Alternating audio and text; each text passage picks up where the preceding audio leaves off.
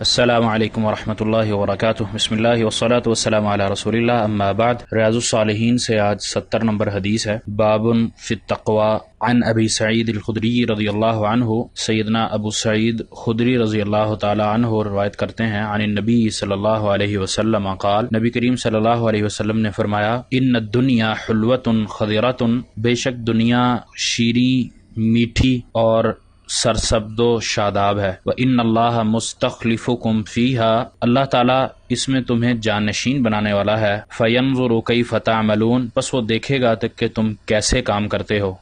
فَاتَّقُوا الدُّنْيَا، پس تم دنیا سے بچو، تقوی اختیار کرو اس کے لیے۔ وَاتَّقُوا النِّسَاء، اور خواتین کے معاملے میں بھی۔ فَإِنَّ أَوَّلَ فِتْنَةِ بنی اسرائیل، بے شک کہ بنی اسرائیل کا جو پہلا فتنہ تھا، کانت فی النساء، وہ خواتین کے لیے آزمائش تھا، خواتین کی طرف سے آزمائش تھا۔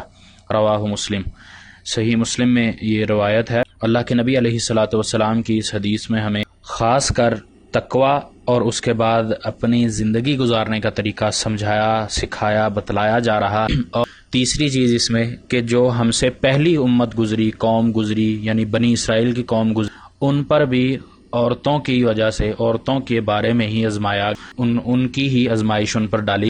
پہلی چیز اس میں جو یہ ہے کہ اللہ تعالیٰ دنیا میں انسان کو بھیجتا ہے تو اس کو قدرت کچھ چیزوں پر دیتا ہے، صاحب عقل بنا دیتا ہے، صاحب بصیرت بنا کر اس کو اچھے اور برے کی تمیز عطا کر کے اس کو اختیار دے دیتا ہے کہ وہ اچھا چنے یا برا۔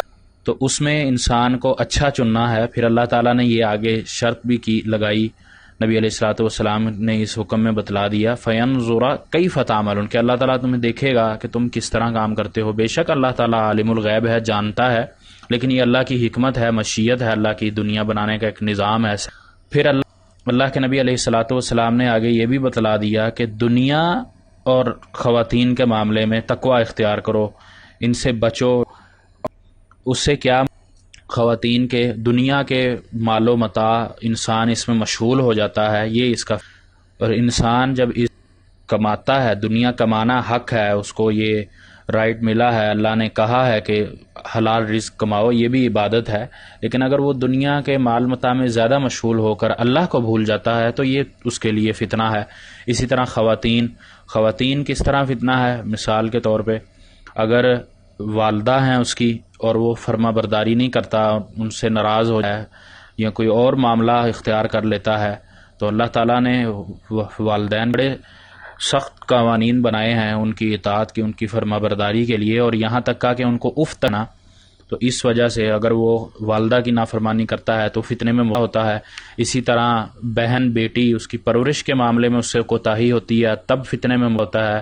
اسی طرح بیوی کا معاملہ ہے، اگر وہ فرما بردار ہے تو بہت اچھا ہے، اگر وہ فرما بردار نہیں، دنیا میں لگی ہوئی ہے اور یہ بھی اس کو دنیا میں لگا رہا ہے یا اس کی اچھی تربیت، اسلامی تربیت کر پاتا، خاص کر غیر محرم کا معاملہ ہے، تو یہ بھی فتنے میں بڑا مسئلہ ہے۔ اسی طرح انسان جب باہر نکلتا ہے، خاص کر مرد، خواتین کا معاملہ ہوتا ہے، غیر محرم کے ساتھ تعلقات ہیں، بات چیت ہے، یہ بھی فتنہ ہے، اور یہ ہمارے معاشرے میں اس وقت بہت بڑا بنا ہوا ہے، جس کے نقصانات بتانے کی ہی ضرورت نہیں ہے، اتنے نقصانات اس کے موجود ہیں اور ہیں۔